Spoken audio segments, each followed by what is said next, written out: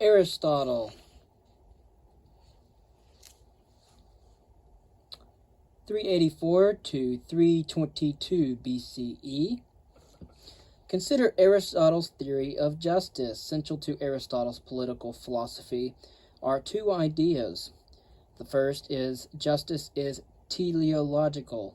Defining rights requires us to figure out the telos, or the purpose and or essential nature of the social practice in question. The second is that justice is honorific. To reason about the telos of a practice or to argue about it is, at least in part, to reason or argue about what virtues it should honor and reward.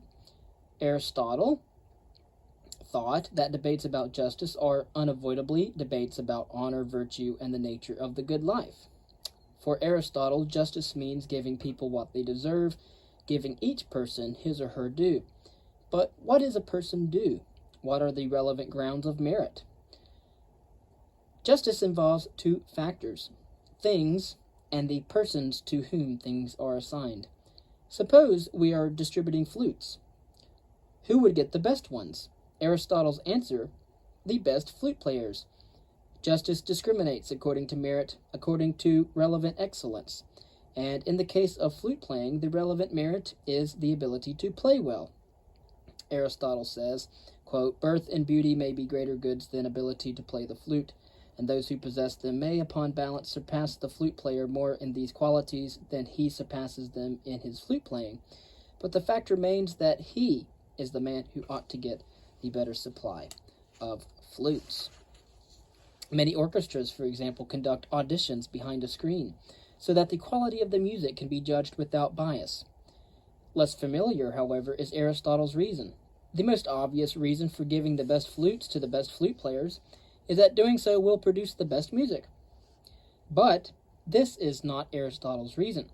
He thinks the best flutes should go to the best flute players because that's what flutes are for, to be played well.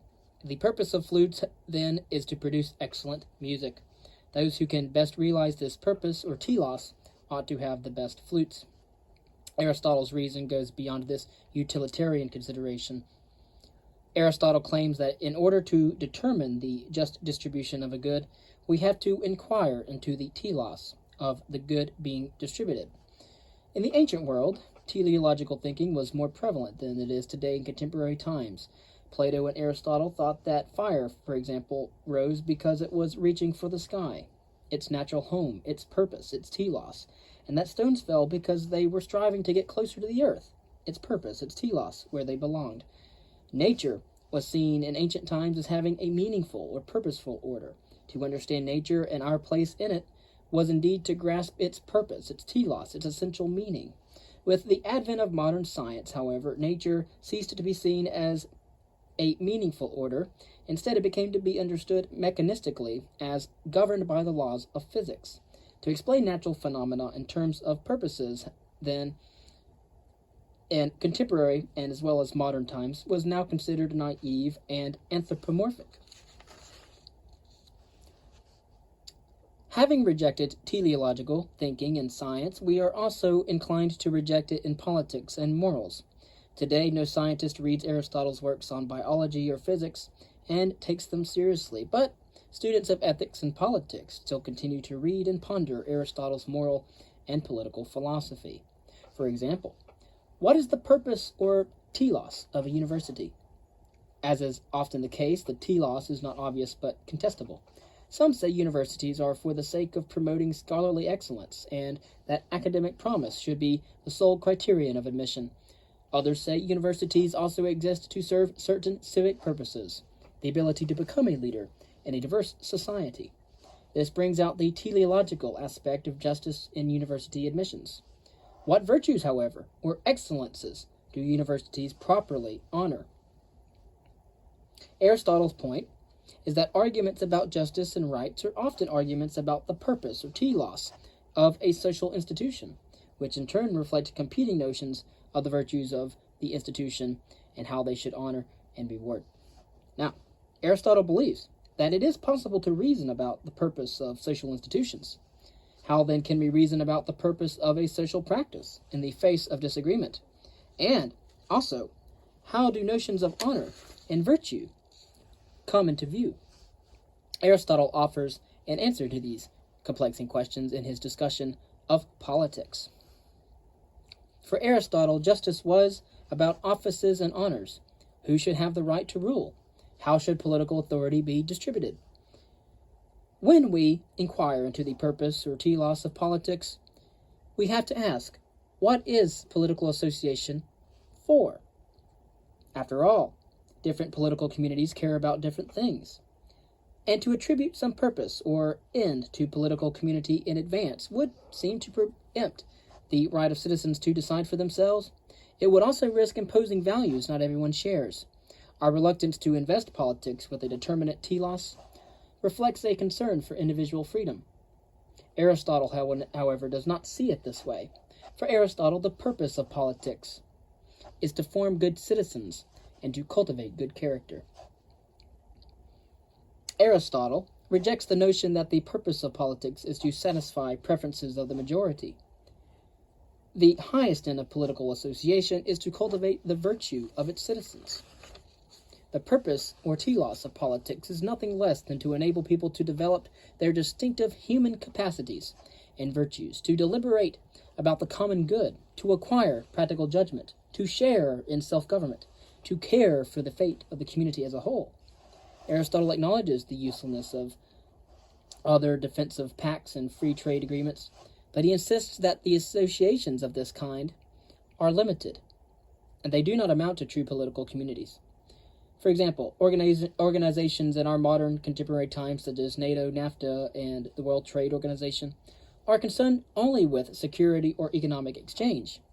They do not constitute a shared way of life that shapes the character of the participants. The same can be said of a city or a state, concerned only with security and trade, and one that is indifferent to the moral and civic education of its members. Quote, "Those who contribute most to an association are those who excel in civic virtue, those who are best at deliberating about the common good, those who are greatest in civic excellence. Not the wealthiest or the most numerous or the most handsome are the ones who merit the greatest share of political recognition and influence, are those who are greatest in civic excellence." If Aristotle is right, those who display the greatest civic virtue merit the highest offices and honor. Aristotle thinks that participating in politics is essential to living a good life. Only by living in a polis and participating in politics do we fully realize our nature as human beings. Aristotle, of course, sees us as beings, quote, "meant for political association in a higher degree than other gregarious animals," end quote. The reason is that human beings, unlike other animals, are furnished with the faculty of the invention of language. But language isn't just for registering pleasure and pain. It's about declaring what is just and what is unjust, and distinguishing right from wrong. Language, then, is the medium through which we discern and deliberate. Only in political association can we exercise our distinctly human capacity for language, for only in a polis, a city, do we deliberate with others about justice and injustice and the nature of good life. Individuals, families, and clans existed before cities did, but only in the polis, Aristotle claims, are we able to realize our nature. We are not self-sufficient when we are isolated, because we cannot yet develop our capacity for language and moral deliberation. Aristotle, in Book 1 of his The Politics, says, quote, "The man who is isolated, who is unable to share in the benefits of political association, or has no need to share because he is already self-sufficient, is no part of the polis, and must therefore be either a beast or a god. We only fulfill our nature when we exercise our faculty of language, which requires in turn that we deliberate with others about justice and injustice." Consider the account of virtue that Aristotle presents in the Nicomachean Ethics, that acquiring virtue is bound up with being a citizen. Concerning justice and injustice, Moral excellence does not consist in aggregating pleasures and pains, but in aligning them, so that we delight in noble things. Happiness is not a state of mind, but a way of being, quote, an activity of the soul in accordance with virtue, end quote. Moral virtue, as well, comes about as a result of habit, Aristotle says. The kind of thing we learn by doing. He says as well, the virtues of the arts.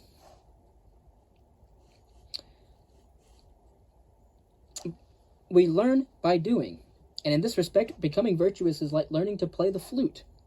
You have to practice. So it is with moral virtue. Quote, we become just by doing just acts, temperate by doing temperate acts, brave by doing brave acts, end quote. It is similar with other practices and skills. If moral virtue is something we learn by doing, we have to develop the right habits. For Aristotle, this is the primary purpose of law, to cultivate the habits that lead to good character. Education, therefore, is less about promulgating rules than formulating habits and shaping character. How Aristotle conceives moral virtue is being steeped in virtuous behavior, which helps us to acquire the disposition to act virtuously. One can be equipped with the right rule and still not know how or when to apply it. Aristotle says that, quote, matters concerned with conduct and questions of what is good for us have no fixity. The agents themselves must in each case consider what is appropriate to the occasion. Moral virtue, Aristotle tells us, is that it consists of a mean between extremes, but he readily concedes that discerning the mean in any given situation is not easy. The challenge is to do the right thing, quote, to do the right thing to the right person, to the right extent, at the right time, with the right motive, and in the right way, end quote. New situations arise, and we need to know which habit is appropriate under the circumstances. Moral virtue, therefore, requires judgment, a kind of knowledge Aristotle calls practical wisdom. Unlike scientific knowledge, practical wisdom is about how to act. Aristotle defines practical wisdom as, quote, a reasoned and true state of capacity to act with regard to the human good, end quote. People with practical wisdom can deliberate well about what is good, not only for themselves, but for their fellow citizens, and for human beings in general. Deliberation, therefore, seeks to identify the highest human good attainable under the circumstances. The laws of the polis, the city, inculcate good habits, form good character, and set us on the way to civic virtue. The life of the citizen enables us to exercise capacities for deliberation and practical wisdom that would otherwise lie dormant. We become good at deliberating only by entering the arena, weighing the alternatives, arguing our case, ruling and being ruled. In short, by being citizens. Aristotle's vision of citizenship is more elevated than ours. Its purpose is higher than maximizing utility or providing fair rules for the pursuit of individual interests. It is instead an expression of our nature, an occasion for the unfolding of our human capacities.